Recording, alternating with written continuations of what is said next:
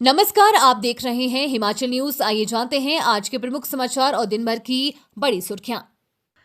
Himachal CM Sukhu बोले, मैं electrical car में चलता हूं। हमने तो पहले ही कर रखी है काफिलों और खर्चों में कटौती।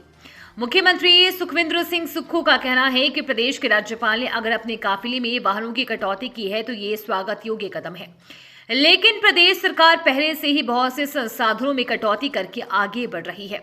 बीती शाम मंडी में नगर निगम चुनावों के प्रचार के दौरान व्यापार मंडल के साथ बैठक के बाद मीडिया से बातचीत में कहा कि वे स्वयं इलेक्ट्रिकल कार में सफर करते हैं, जो काफी छोटी है और उसका खर्च पेट्रोल से भी कम है।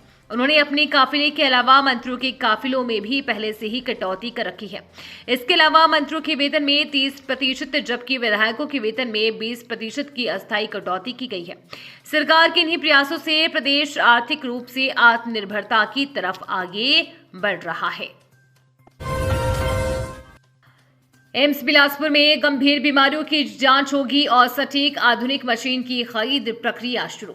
एम्स बिलासपुर अपनी स्वास्थ्य सुविधाओं में इजाफा करते हुए जल्द ही चिकित्सा जगत की बेहद आधुनिक liquid chromatography 10D mass spectrometry machine स्थापित करने जा रहा है। करोड़ों की लागत वाली ये मशीन एम्स के एंडोक्रिनोलॉजी विभाग में लगाई जाएगी। संस्थान ने ग्लोबल टेंडर जारी कर दिए हैं। इस सुविधा के शुरू होने से न केवल हिमाचल बल्कि पंजाब और हरियाणा की सीमावर्ती जिलों के मरीजों को भी पीजीआई चंडीगढ़ या दिल्ली की दौड़ नहीं लगानी पड़ेगी।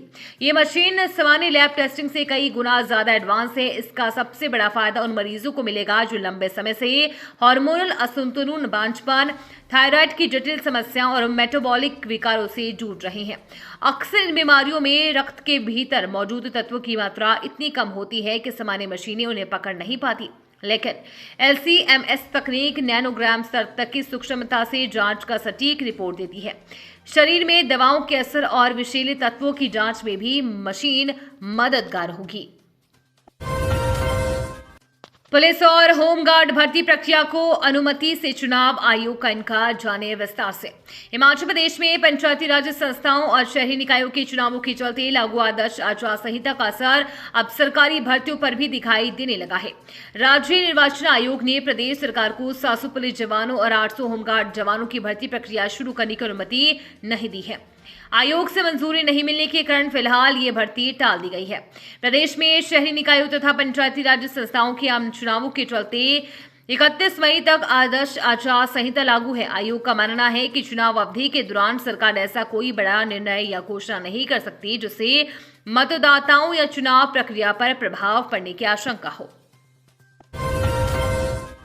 शिमला में प्रतिबंधित और सील्ड रोड पर ट्रैफिक नियम तोड़ना पड़ेगा भारी, जुर्माना राशि कई गुना बढ़ाई।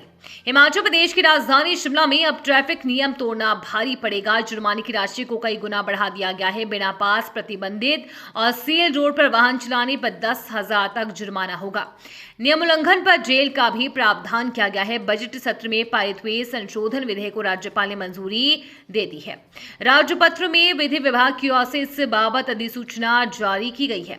यातायात व्यवस्था और पैदल यात्रियों की सुरक्षा को और सख्त बनाने के लिए सरकार ने कानून में संशोधन किया है।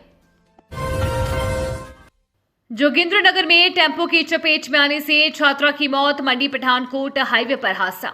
मंडी पठानकोट हाईवे पर जोगिंद्रनगर उपमंडल के एहजू के समीप वीरवार सुबह एक दर्दनाक सड़क हादसे में स्कूली छात्रा की मौत हो गई है। तेज रफ्तार टेम्पो की चपेट में आने से गंभीर रूप से घायल छात्रा ने अस्पताल में उपचार के दौरान दम तोड़ दिया। मृतक छात्रा की पहचान 17 वर्षीय अनुपुत्री पुन्नूराम निवासी बैजनाथ के रूप में हुई है। वो एहजू के सरकारी स्कूल में शिक्षा ग्रहण कर रही थी। बताया जा रहा है कि अनु मटकेहड़ स्थित अपने मामा के घर से स्कूल जा रही थी। इसी दौरान एहजू के समीप सड़क पार करते समय वो एक टेम्पो की चपेट में आ गई।